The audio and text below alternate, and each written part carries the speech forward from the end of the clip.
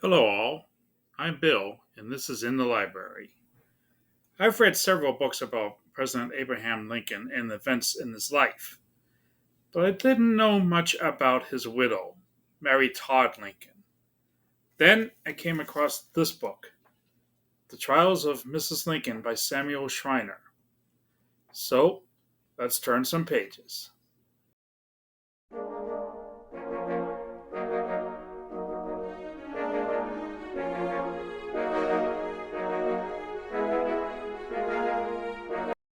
The word trials in the title has a double meaning. It refers to the trials of Mary's life, the early death of two of three sons, the assassination of her husband while she was literally sitting right next to him, and her relationship with her only surviving child, Robert. A relationship that was not particularly good. It also refers to a literal trial 10 years or so after President Lincoln's death to determine whether she should be declared insane and put in an asylum.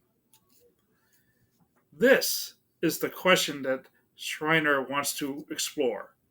Was Mary really insane, or was this just a time when mental health wasn't taken seriously as it is today? She didn't get the help she needed after the murder of her husband and the deaths of her sons. What about the legal aspects of the trial itself, which was brought about by her son Robert?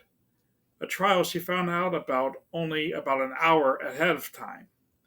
A trial during which she had what today would be considered severely lacking legal representation.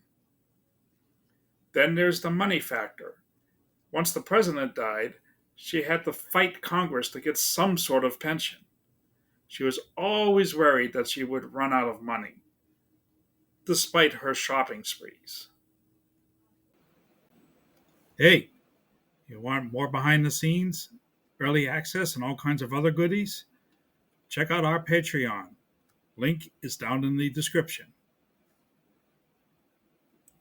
In the process of exploring these questions, Schreiner delves deep into Mary's life and times in a factual and sympathetic way, using sources such as Robert's own MTL Insanity file, meaning Mary Todd Lincoln, newspaper clippings, and letters sent amongst Mary, Robert, and others. The author paints a full picture of the last years of the former First Lady's life. One thing I like about the way he uses his sources is that he published full letters with all the context that surrounded the circumstances. This brings the reader closer to the subject.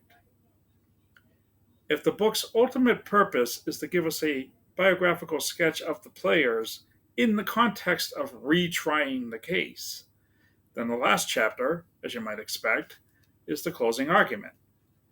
Here, Schreiner goes through his major sources and answers some of the questions I mentioned earlier. In the end, he gives his verdict. While Mary was depressed and eccentric, she, in fact, was not insane. All the evidence is there. Have you read this book or know something about the story? Let me know your thoughts in the comments. This is a well sourced book, an easy and fast read, and I learned a lot about Mary Todd Lincoln. I'm just scratching the surface here. It makes me want to seek out a full biography of her life. If you know of one, please let me know in the comments. For more book reviews, please check out this playlist right here, or to subscribe, click my face here. Thank you as always for watching, and please keep on reading.